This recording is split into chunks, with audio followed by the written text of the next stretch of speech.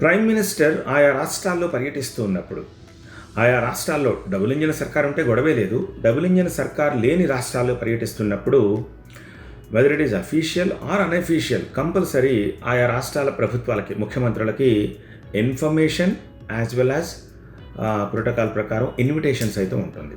మొదటి నుంచి కామన్గా ఉండే ప్రాసెస్ ఇది. అందరూ పాటించేవారు కూడా. ఏ ముఖ్యమంత్రి అయినా సరే, ఏ ప్రధానమంత్రి అయినా సరే కలిసేవారు అలాంటి కార్యక్రమాల్లో. మధ్యలో ఎక్కడో కొట్టేసింది. కేజ్రీవాల్, మమతా బెనర్జీ, అఖిలేష్ యాదవ్, కేసీఆర్ ఇలా ప్రైమ్ మినిస్టర్ ప్రోగ్రామ్స్ని అవాయిడ్ చేస్తూ వచ్చారు.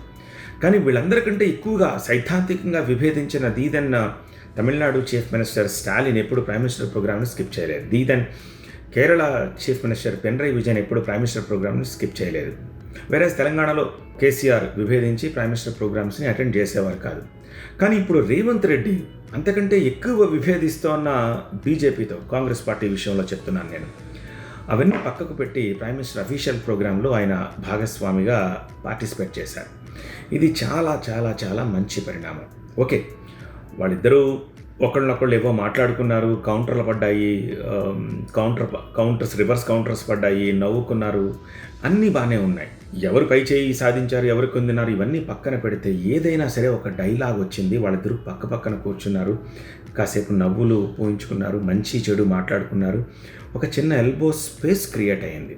దీనివల్ల రేపు ఎదురు పడితే మొహం చిట్లించుకుని పక్క నుంచి వెళ్ళిపోకుండా ఎంతో కొంత సరే మాట్లాడారు కదా, వచ్చారు కదా అనే ఒక చిన్న ఇది ఉంటుంది, ఇద్దరికీ ఉంటుంది. మంచి పరిణామం. ఇది లేకపోతే ఏమవుతుంది?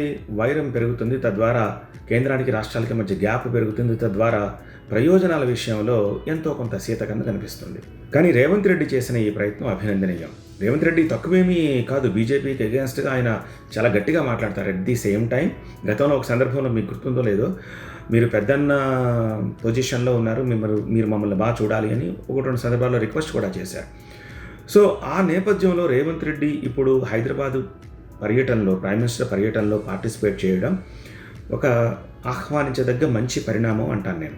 దీని ద్వారా భవిష్యత్తులో తెలంగాణ విషయంలో అనేక విజ్ఞప్తులు ఉన్నాయని చెప్పి నేను రేవంత్ రెడ్డి చెప్పారు కదా అక్కడ ప్రైమ్ మినిస్టర్ ముందే.